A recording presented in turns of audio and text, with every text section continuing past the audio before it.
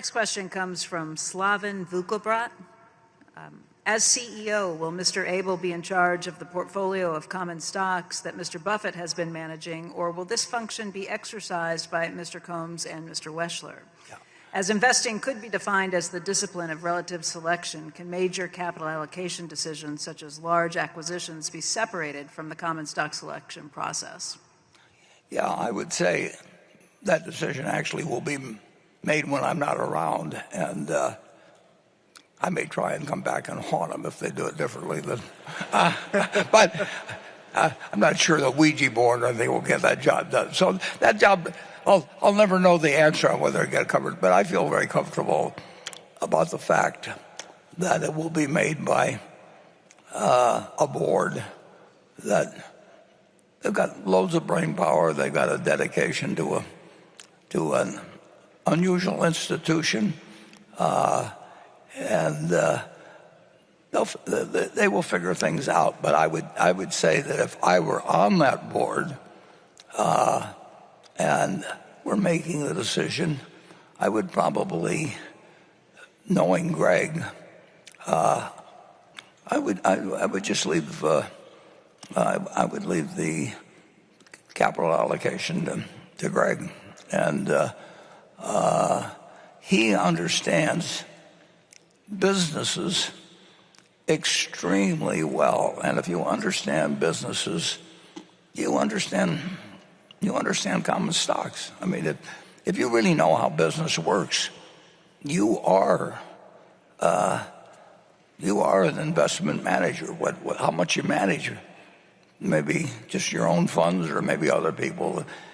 And if you really are primarily interested in getting assets under management, which is where the money is, you don't really have to understand that sort of thing. But that's not the case with Ted or Todd, obviously. But I think the responsibility ought to be entirely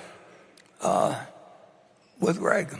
The responsibility has been with me, and I farmed out some of it. And I used to think differently about how that would be handled. But I think the responsibility should be that of the CEO, and whatever that CEO decides may be helpful in effectuating that responsibility. That's up to him or her to decide at the time they're running the money. But so I would say that my thinking on that has developed to some extent as the sums have grown so large at Berkshire. And we do not want to try and have 200 people around that are managing $1 billion each. It just doesn't work. And I think that when you're handling the sums that we will have, you've got to think very strategically about how to do very big things. And I think Greg is capable of doing that. I think I've missed a lot of stuff in the past, so I'm actually wiser about doing that now. But I would do it better this time around than 2008 and 9 if something akin to that happened. But it won't be exactly like 2008 or 9. You can be sure of that.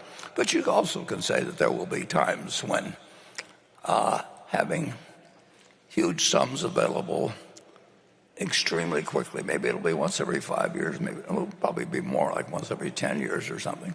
But as the world gets more sophisticated, complicated, and intertwined, more can go wrong. And there's no sense going through here and exploring the possibilities of the different things that could happen. But you do want to be able to act when it happens. And I think the chief executive should be somebody that can weigh buying businesses, buying stocks, doing all kinds of things that might come up at a time when nobody else is willing to move. It wasn't that people didn't have money in 2008. It's that they were paralyzed, and we did have the advantage of having some capital and and a willingness to, an eagerness even to act, and a government that in effect looked at us as an asset instead of a liability. And I think that all of those qualities will be even more important as our capital pile grows. And so I think Greg may have even more fun than I had in a period when extraordinary things were happening, and we were the logical place to go.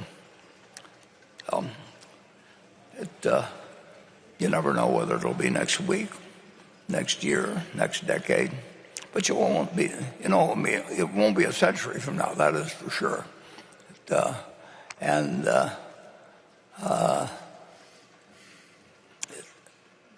more intertwined and sophisticated the world financial situation gets, the more vulnerable it gets in a certain sense. It solves a lot of small problems, but it leaves it more vulnerable to large problems. Greg, does that bother you at all or not? Without directly answering the question, I think there's one important thing is I think as we go through any transition, it's important to know that the capital allocation principles that Berkshire lives by today will continue to survive, Warren. And I think that's what the thing I'd want to communicate, that we have our operating businesses, insurance, non-insurance. We'll provide them the capital necessary to be successful and grow if it's appropriate. Yep. At the same time, we're expecting a return of capital from them when they have excess cash. And then, as we've discussed, or you've touched on, always looking at potentially new businesses as a whole or in a piece. And as you've always highlighted, and I fully agree, we'll always look at equities as we're investing in a business, either 1% or 100%. But we're looking at the business, we're looking at the economic prospects of that business and how sustainable it is and what it will look like 10 years from now, and is the capital we originally put in at exponential risk, or where's that risk sit, that profile?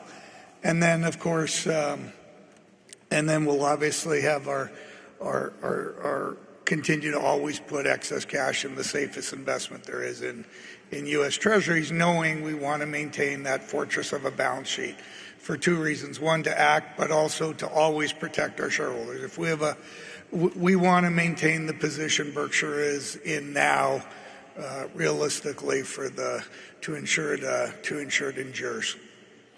Well, when he says that, it makes me wish I'd stayed around to be number 2 instead of number 1 in this process over the years. It doesn't get more fun than what we're doing, and we're better positioned than ever before. We're not positioned, though, however, to earn extraordinary returns versus what American business generally earns. I would hope we could be slightly better, but nobody's going to be dramatically better over the next century. It gets very hard to predict who the winner will be. And if you look back, as we did a few meetings ago, as the top 20 companies in the world that at 10-year intervals, you realize the game isn't quite as easy as it looks. But getting a decent result actually should be reasonably easy if you just